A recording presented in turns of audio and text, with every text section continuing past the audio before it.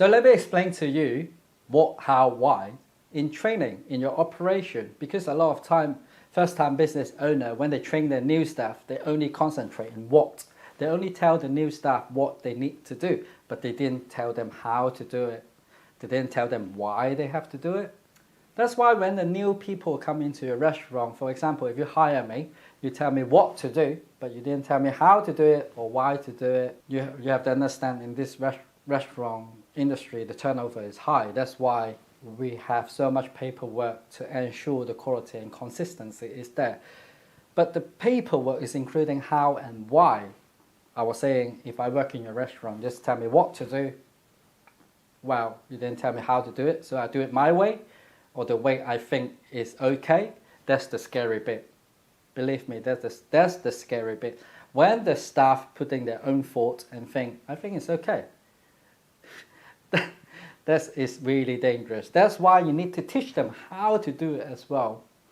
Let me give you an example. My bar, how I train the bartender when I get the new bartender to come in. Of course, in the interview, we already tell them what sort of rules they have to follow. They have to follow our spec. They have to follow how we do it. They need to do it exactly and why. We will explain to them why you need to do it this way. So, we're not only telling you to make a margarita, but in your own way. We have our own recipe. They need to follow our spec. They need to follow how we do it. At the same time, we explain to them why we do it this way.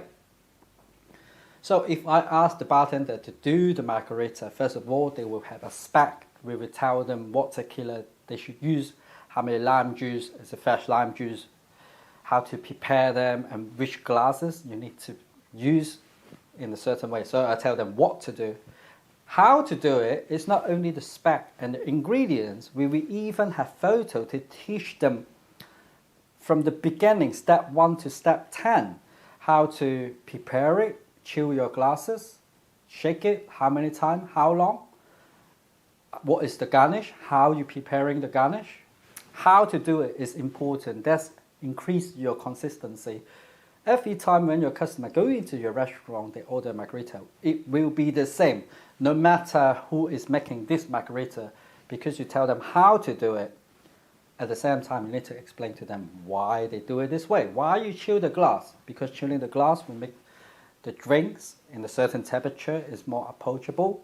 And the garnish, why you make it this way? Because the garnish will be not infecting the drinks at the same time, So you can tell them why you do it this way as well. Let me tell you a story. There's a fire department. They have a new recruiting. They train 20 people. They recruit 20 people. They want to train 20 people. So the experiment is about teaching these 20 people how to tie a knot. How to tie a knot. First of all, they pass them just a piece of paper written in black and white, without any picture, any photo, to describe how to tie the knot. So you can predict the result. None of them can tie the knot the way that the fire department wants. So the second time they put photos in the instruction, including the instruction, and hand it out to that 20 people and see, can they do the knot? Finally, there's 2 people successfully did the knot, but the next day they asked them without that piece of paper, without instruction, can you do the knot again? They forgot how to do it. And then the third time, they show them physically how to do it. They show them physically how to do it with the instruction and the photo at the same time. They show them how to do it. So the successful rate is much more higher. The successful rate is much more higher than just showing them the piece of paper and without demonstrate how to do it. But still, after a while later, the fire department asked them, do you remember how to do the knot?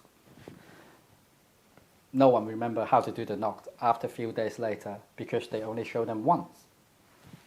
So they was thinking how to make people remember how to do the knot more effectively. So they put why in the training. So this time they decided to tell the candidate why they need to learn this knot. Because when they try to save people inside of the building, in the tall building, right, the firemen need to abseil from the top of the building to the level that they want to go to actually is for saving lives, because their life is depending on the knot. After the fire department explained to the candidate why you need to learn it, because you don't want to fall from the building, from the top of the building to the floor, because you would die, right? So your life is depending on it. The people's life is depending on this knot. So pay attention and remember it. They tell them why they need to learn it. And after that, they pass the piece of paper of instruction with the photo in it. Demonstrate, show them how to do it, and review, did they do it right?